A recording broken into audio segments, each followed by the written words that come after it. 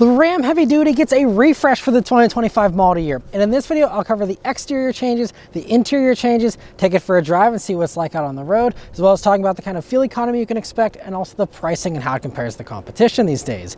And so as far as the 2025 changes on the outside of the Ram Heavy Duty, well, it gets a nice redo to the front end here. And I think they did a better job this year of differentiating the heavy duty ones from the 1500. So you have those double stack LEDs, and LEDs are standard now across the board on all 2025 heavy duty Rams. Now, the projector ones you see here are on these higher trims, so there still is a headlight upgrade to be had, but great that you have, really good nighttime visibility regardless of which trim you get.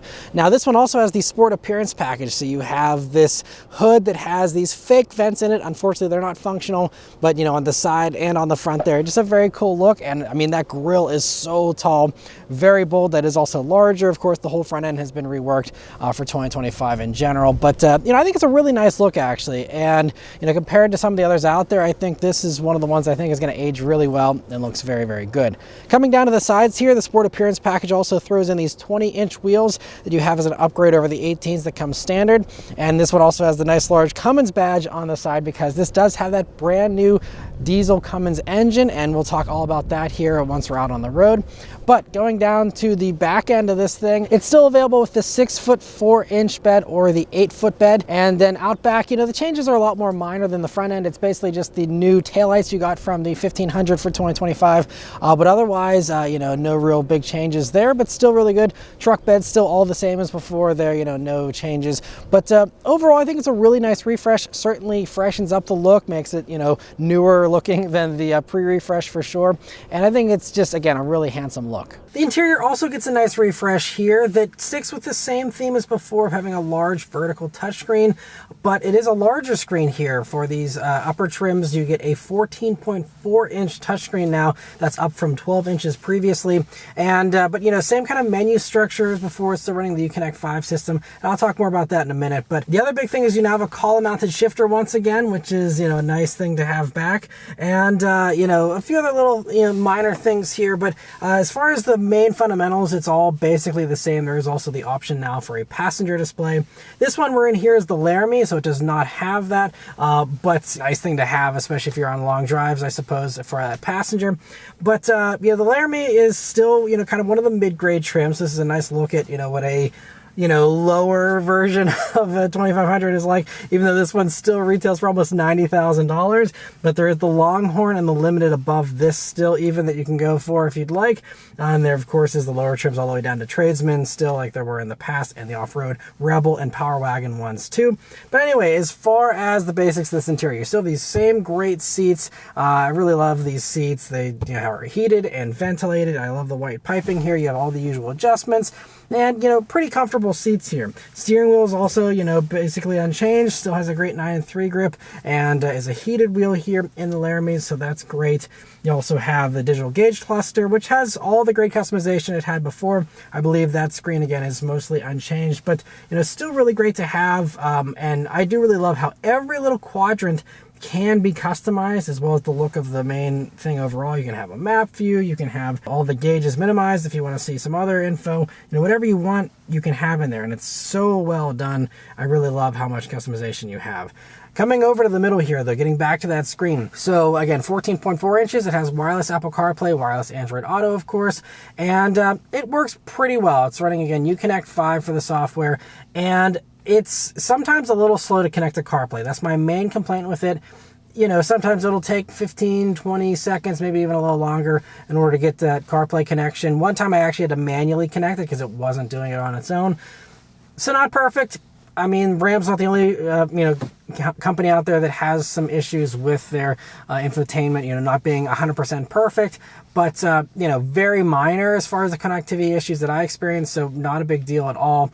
And the only other thing I will say is that it strangely would not load the TomTom maps for the top widget there, and I don't know why, because it was loading maps there for the map view and the gauge cluster, and if you go to the actual nav screen, it's pulling it up on there. So just one other little, quirk. But the great thing with this is it's, over-the-air updatable, so you can get some improvements over the life of the vehicle with that. Now, everything else works great. This one has the 360 camera, which is very important to have, in my opinion, on a truck this large. And so really great that you have all of that, lots of different views for all that. And, going through radio stations, everything else works great. And I still love that you still do have the volume and tune knobs and the buttons there on the sides. So you still have some physical controls and, still a really well done screen, I think. Now, coming beneath the screen, you have your 2 USB-A and 2 USB-C jacks and auxiliary jacks still intact. Now, the other new thing here is you have 2 wireless charging pads now instead of 1.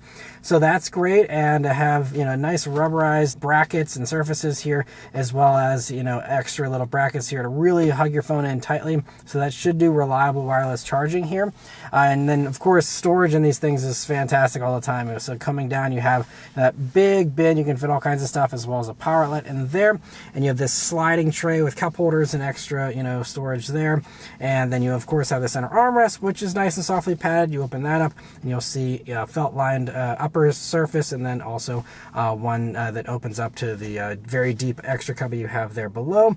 There's also a little document slot or something right here by your right knee, and of course the double-decker storage here in the doors.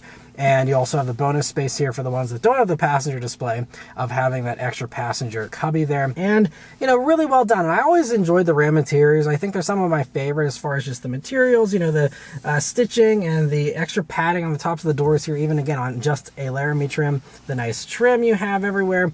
It all is, very well done. This one also has this Harman Kardon 17 speaker stereo that I think is probably the best in its segment. It is so well done. It's more speaker count, I think, than everybody, but it's really clear and crisp. It has fantastic bass if you like bass heavy music. I was enjoying that earlier this week, and a really, really good stereo. So another really nice perk here of the Ram over the others. And back seat's all the same as before there. It means you have a ton of space, and again, all their usual cubbies and their heated seats back here in the back of the Laramie here. And even those speakers again up in the roof there and everything, and a really comfortable back seat. But let's start up and go for a drive. So the Ram 2500 here has the Ram key, and a nice chunky key, has the metal there on the sides, which is nice. A little bit on the thick side, but not too bad, honestly. And just some buttons there in the back. But of course it is keyless access, keyless entry, and push button start. So you just leave the key in your pocket, hit the engine start button, and it starts right up. All right, so setting off here in the Ram 2500. So the first thing you notice about this thing, well, I think the first thing I notice is the very high seating position here. Even me just being 5'9", I mean, I feel like I'm really sitting up high, even with this seat in its lowest position possible. I mean, you still have enough headroom and everything, but it's just, you have a very commanding view of the road for sure. Nice large side mirrors, of course. Here, this one has the mirrors there set up for towing and all that, so you have that extra visibility. View out of the back, of course, is great. And again, having that 360 camera is clutch. That doesn't come standard, but make sure you get one with that if you are not a pro at driving vehicles this large, because it certainly is nice to have, especially in tight situations. Other things here though, one thing I've been really impressed with this week is this 8-speed automatic. So now you get the ZF 8-speed automatic here with the diesel, and it's really smooth, and it's impressive considering this thing's managing over 1,000 pound-feet of torque, and it is so smooth. Throttle response is also very good and very responsive. Brakes have, a good amount of dead travel before you start getting some tight bite out of them, but, feel very reassuring. And, this engine is really the dominating factor of this driving experience, and it still has that classic, diesel sound, even though this is a redesigned Cummins motor. Same displacement as before, but, has been heavily reworked. And one of the things they did is they actually changed the cam and the fuel pump gears to helical gear so that they're a little quieter. So the engine is, going to be a little quieter than the old Cummins Diesel, which I think is appreciated, but you still get, again, great diesel exhaust note there. And you get a bunch of other efficiency improvements with this engine as well, which I'll talk about in a minute here. But yeah, it just always feels like it's in the right gear, and that turbo diesel is always right there with a boatload of torque that it's ready to serve up for you. And so we're gonna turn down onto this back road here. I don't believe there's any drive modes here in this. So we're just gonna go ahead and turn down onto this back road here and see how it accelerates. And here we go. Takes it a second, but then takes off pretty good. And of course, once you're up at higher speeds, I think passing power is really the thing that's the most impressive to me, because obviously, again, being in two-wheel drive mode here, it's got to limit itself a little bit, I'm sure, because, you know, if you just unleashed, you know, the full torque of this thing in the back of an unladen truck, I mean, it would be, you know, a complete mess as far as spinning the wheels and all that. But, yeah, there it is. I mean, you know, just one or two downshifts and then you get into it, you know, when you're cruising like 40 miles per hour. And I mean, this thing gets up to speed really quickly. So this 6.7 liter Cummins turbo diesel inline 6 engine now does 430 horsepower and 1,075 pound-feet of torque. That's 60 more horsepower and 225 more pound-feet of torque than what you got on the pre-refresh old Cummins diesel. And so they achieved that by giving you a redesigned intake and exhaust valves. The manifold is now aluminum, and they also have a smaller turbine now, and so that allows it to actually spool faster, but they have increased the fuel pressure. So again, we're making more power with, you know, a smaller turbine there, and it will, so there, just lit up traction control there. So I mean, it will certainly spin the tires if you wanted to. And yeah, I mean, it's a lot of power. Now, this isn't best in class power. Ford still retains that crown, but still is a very, very strong motor here. Now, it is expensive. So this is about a $12,500 option for this Cummins diesel engine. So it's expensive, very expensive, if you want to have, you know, that maximum amount of capability. If you don't want to spend all that extra money, you do still get the 6.4 liter Hemi gas V8 engine is standard, and that I believe is unchanged here for 2025. But yeah, this diesel though is something else. It is very, very punchy and feels really good to use. And by the way, it'll do a 6.9 seconds 0 to 60 time for anyone who's wondering, which is I think a little quicker than before. And also, this diesel engine is more efficient than before, although we don't have official fuel economy ratings. I'll talk more about my observed fuel economy here in a minute. But as far as the truck stuff, that's very important. Here for the 2500s, you get a 20,000 pound max tow rating and a 2,740 pound payload rating. And then if you go for the 3500 and you have it properly equipped and all that, max tow rating for these is going to be 36,610 pounds, which again is not the top tower. Ford still claims 40,000 pounds. But this is, you know, right with everything else. You know, the only other things here are the Silverado HD and Sierra HD.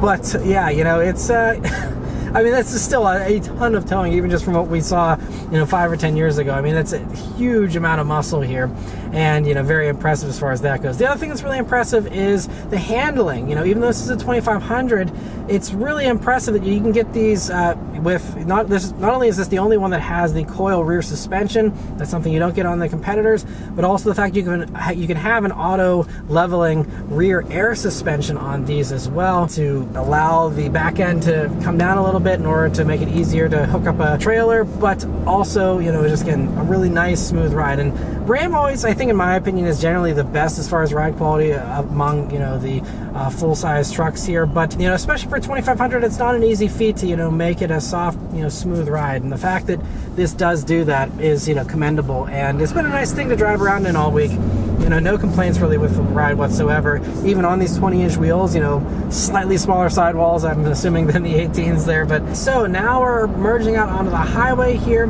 And this is, again, where this thing is really going to shine, having now the 8 speeds and that extra torque, you know, for passing and all that. And I just also turned on the adaptive cruise control system, which you do get as standard, along with lane keep assist. Both those things are standard here on the 2500s now, which is great. Especially the lane keep assist. You know, again, if you're someone who's not used to driving large trucks, certainly appreciated while you learn the size of this vehicle here, which, I mean, it does feel, you know, like it's pretty large in its lane and something you have to pay a little more attention to. So it is nice to have the assist, the depth of cruise control, especially very nice to have out on the highway. It also does fully work with trailering and all that, so it can really take a lot of the fatigue out of driving there. It would be nice to see hands-free. We will see which of the heavy-duty trucks does the hands-free thing first, whether that's GM or Ford or Ram here. But as of right now, we still don't have that just yet. But of course, really nice out on the highway here cruising, and then you turn on this fantastic stereo or whatever you want to do, and it's just going to be a really nice, smooth ride. I will say though that this active lane management that they call it, it's not going to be the most assertive of systems. So I'm going to just try it out here. So it nudges you, but it's not going to like do lane centering. So it's really just a corrective system and not so much a system to do a lot of the steering for you or anything. So just keep that in mind whenever you are using this system. And the last really nice thing about these out on the highways, you can get a 50-gallon fuel tank in the 8-foot bed version of these if you would like. So you can have incredible cruising range if you want that here, especially again combined with the diesel, which again is supposed to be more fuel efficient. We don't have any fuel economy ratings for it. I wish we had some kind of idea, but what I can tell you here is that I haven't driven this vehicle a ton this week. I mean, this thing, even as it is with this regular tank, has about 500 miles of range.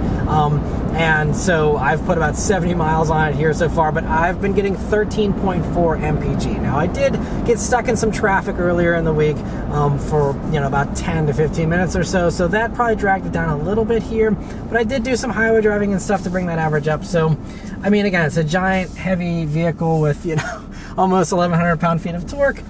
And I, have been sampling that torque as well, so I can't expect anything too much. So I think that sounds about right for what you could probably expect. But of course, your mileage will always vary. Comes down to a million different variables. But then the last thing to mention here really is the pricing and how this compares to the competition. So these start at about $47,500 for just a regular 2,500 tradesman. Now the Laramies here are going to be starting around $62,500. And then this one again with a very expensive diesel engine. This also has a few of the other upgrade packages on it. This one comes out to right around $89,500. And so at that price point, it is actually pretty competitive with the rest. But if you want to get the best pricing on a Ram or any of these heavy-duty trucks, you're definitely going to head over to mattmotoring.com. And then you click on the new car quotes page there, which will give you access to dealer invoice pricing, as well as also connecting you to a local dealer, so you can take one of these for a test drive, check it out for yourself, and see what you think about the Ram 2500. So there'll be a link in the description, as well as a link in a pinned comment for you to go straight to that site to get all that information.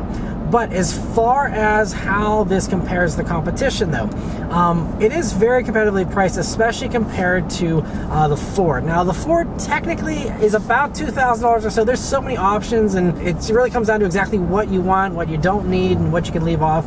But if you're configuring it to be about the same as this, it seems like it's about $2,000 cheaper. Again, we're talking about these things that are $90,000, and a lot of these, often have cash on the hood, and there's discounts and things to be had. So, your deal will certainly vary, but, for basically the same money, it seems, the Ford does give you, again, even with its diesel engine, big expensive upgrade, same money, gives you 500 horsepower, 1,200 pound-feet of torque, and that 40,000 pound tow rating, potentially, again, configured properly and all that. But, it just gives you more for your money. Now, it is worth noting you'll get a smaller screen in the Ford, you'll get a worse stereo. There's a few little give and take things there, and of course, it all comes down to personal preference. But that one still seems like the strongest option if you are, at least you're worried about specs. That one is certainly going to be, I think, the best performing on paper. Now, also, if you want to have the best deal on paper, you can save some money with the Chevy and the GMC. Those, again, comparably equipped, same kind of trim levels and, features and all that, do give you about, 100 less pound-feet of torque. But if you don't need to have the absolute best torque rating, tow rating is actually within, I think, 500 pounds of this as far as, get max tow ratings and all that. So pretty similar performance in the real world. And those are about $81,500 comparably equipped. So at that point, you're saving yourself about $8,000. And then if you, again, possibly add on some incentives or something onto that, that one probably is going to be the value leader in my opinion. And honestly, the GMC is very nice. I think that has a pretty comparable interior to this. Now, their screen is slightly smaller. It's a 13-inch screen versus the 14 here.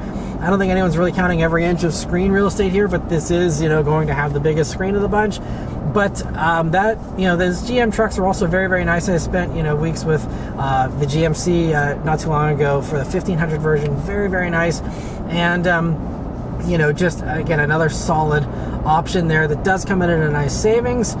And so just, another one to consider there. So anyway, it all, again, at the end of the day, comes down to personal preference. The Cummins is really cool to have here in this, and, it's certainly a nice improvement. And if you're just, a Ram loyalist that really enjoys your current one and you want to go up to the new one here, it sounds like there's some real nice improvements here for this diesel motor here. And again, I think ride is even a little bit smoother than what I remember with the last 2500 that I had from Ram, several years ago. And overall, yeah, I'm really impressed with the Ram 2500 here. So anyway, that's all of my thoughts here on it. Let me know your thoughts on it in the comments below. Huge thanks to Ram for providing me here with this vehicle to review for you guys today. And yeah, thank you all very much for watching, and I'll see you guys on the next one. Take care.